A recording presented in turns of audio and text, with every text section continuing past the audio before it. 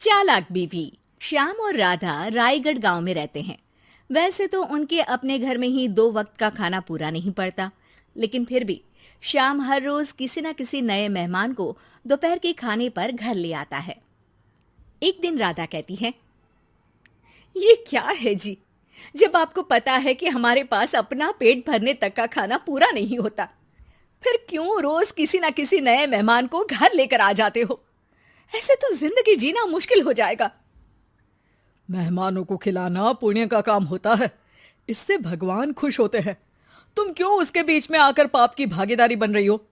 दोबारा मेरे सामने ऐसी बात मत करना, समझी? इसी तरह राधा बहुत बार श्याम को समझाने की कोशिश करती है, पर वो हर बार एक ही बात बोलकर उसे चुप करा देता है। इन्हें समझाना तो बेकार है। मुझे ही कोई ऐसी तरकीब सोचनी होगी जिससे मेहमान अपने आप ही यहां आना बंद कर दे। राधा तरकीब सोचने में लग जाती है और इसी तरह कुछ दिन बीत जाते हैं। एक सुबह श्याम बिना कुछ बताए जल्दी घर से निकल जाता है और राधा अपने काम में लग जाती है। कुछ घंटों बाद श्याम अपने एक दोस्त के साथ घर वापस आता है। सुनो राधा, आज दोपहर के लिए 3 मेहमानों का खाना बनाकर रखना, और याद रखना उनकी खातिर में कोई कमी ना हो। श्याम की बात पर राधा हैरानी से उसकी तरफ देखने लगती है, लेकिन दोस्त के साथ होने की वजह से कुछ बोल नहीं पाती। घर में तो ठीक तरह से 2 लोगों के खाने लायक तक दाल चावल नहीं है, और इन्हें मेहमान बुलाने हैं। बस अपना अपना बोलते हैं, दूसरे की तो कभी सुननी ही नहीं है। क्या करूं मैं? राधा क्या करूं क्या नहीं की उलझन में फंसी ही होती है कि उसके दिमाग में एक तरकीब आती है, जिस पर वो श्याम और उसके दोस्त के घर से बाहर जाते ही रसोई में से सिलबट्टा निकाल कर लाती है। अब मुझे मेरे ये साथी ही इस मुश्किल से बाहर निकालेंगे। राधा सिलबट्टे पर रोली, चावल और हल्दी डालकर उसे मेहमानों के बैठने की जगह पर ले जाकर रख देती है। कुछ ही देर में वो तीनों मेहमान भी घर पहुंच जाते हैं। आइए जी, पधारिए, हमें आपका ही इंतजार था। जी शुक्रिया। श्याम भाई कहाँ हैं? वो ना बस आते ही होंगे, तब तक आप बैठिए ना। जैसे ही वो तीनों अपनी जगह पर बैठते हैं तो सामने पूजा किए सिलबट्टे को रखा देख असमंजस में पड़ जाते हैं। और बहन, ये सिलबट्टे की पूजा कर इसे यहाँ क्यों रखा है? क्या ये आपके यहाँ का कोई रिवाज है? अरे नहीं नहीं, वो तो मेरे पति की मन्नत है, इसलिए पूजा की है। हैं? सिलबट्टे पर कैसी मन्नत? मेरे पति ने मन्नत ली है कि वो अपने मेहमानों को खाना परोसने से पहले इस सिलबट्टे से 3 बार उनके सिर पर मारेंगे। राधा की ये बात सुन तीनों मेहमानों के चेहरों की हवाइयां उड़ जाती है, जिसे देख राधा मन ही मन हंसती हुई उन्हें दिलासा देते हुए कहती है, अरे आप लोग फिक्र मत कीजिए, ज्यादा तेज नहीं मारेंगे, बस 3 बार जरा सी थपकी। और ये सुनते ही तीनों मेहमान डर से कांपते हुए तुरंत अपनी जगह से उठ खड़े होते हैं। अरे अरे, आप सब उठ क्यों गए? मेरे पति बस आते ही होंगे, फिर सब साथ में खाना खाइएगा। अरे जी नहीं, हमें कुछ नहीं खाना।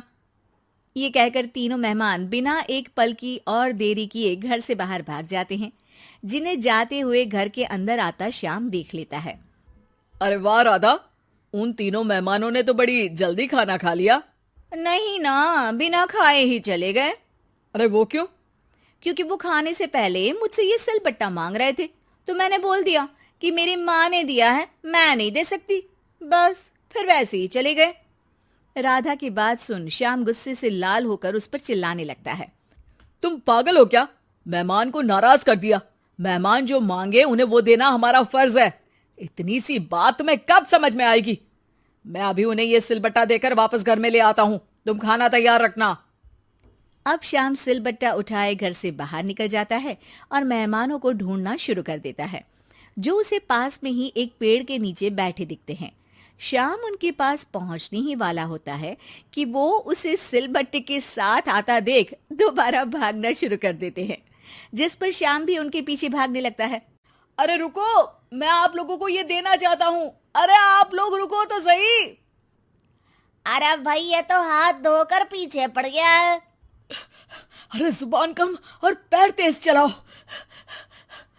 वो तीनों पिटाई के डर से और ज्यादा तेज भागने लगते हैं। इसी तरह तीनों मेहमान आगे आगे और श्याम सिलबट्टे के साथ उनके पीछे पीछे पूरे गांव में घूमते हैं, जिससे धीरे धीरे गांव में ये खबर फैल जाती है कि श्याम दयालु और उदार इंसान तो है, लेकिन अब से वो किसी की भी मेहमान नवाजी से पहले सिलबट्टे से 3 बार उसके सिर पर मारेगा, जिसके प्रभाव से अब लोग उसके घर खाने पर आना बंद कर देते हैं। मैं तो उन्हें सिलबट्टा देने जा रहा था और लोगों को लगा कि मैं मार रहा हूं। कितना बड़ा बेवकूफ हूं। अब मेरी ही वजह से कोई यहां खाने पर आने के लिए तैयार नहीं है। इस तरह राधा अपनी होशियारी और सिलबट्टे की मदद से श्याम के मेहमानों वाली आदत से छुटकारा भी पा लेती है और घर की शांति भी भंग नहीं होती। जरूरी नहीं कि हर जंग हथियार से ही लड़ी जाए। कुछ के लिए सिर्फ दिमागी चाल ही काफी होती है, और अगर शांति के साथ अच्छे से दिमाग लगाकर सोचा जाए तो मुश्किल से मुश्किल समस्या का समाधान मिल ही जाता है।